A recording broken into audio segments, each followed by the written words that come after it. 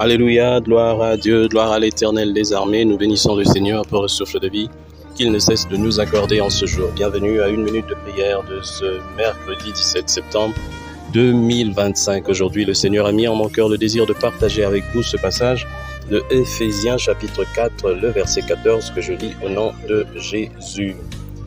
Afin que nous ne soyons plus des enfants flottants et emportés à tout vent de doctrine par la tromperie des hommes, par leur ruse dans les moyens de séduction.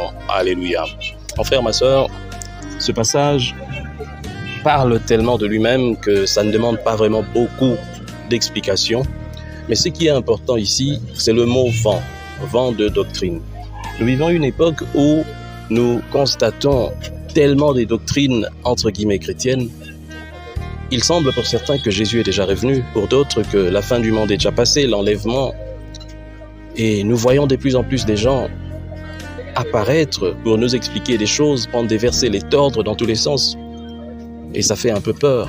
Lorsqu'on est enfant des dieux et que on est de la vieille école, on a reçu le Seigneur Jésus-Christ et on s'est décidé de marcher dans la crainte de Dieu. Toutes ces choses nous font peur, on se pose des questions et on a l'impression que, à part la piété, à part recevoir Jésus-Christ et vivre une vie qui lui plaise, il y a encore autre chose qu'il faut ajouter. Je tiens à vous dire qu'il n'y a rien à ajouter. Et ne soyez pas du tout complexés devant des gens qui vous apportent des évangiles des anges, qui vous apportent des choses pour vous épater, pour vous éblouir, qui viennent avec vous avec des miracles, je ne sais pas comment non. Il y a beaucoup de gens aujourd'hui qui sont très forts dans les spectaculaires, dans les miracles, dans les parler en langue, dans des prophéties, dans des choses comme ça, mais incapables de vivre une vie rangée en Jésus-Christ, incapables de vivre une vie docile, une vie, la vie d'une personne qui a vaincu le péché.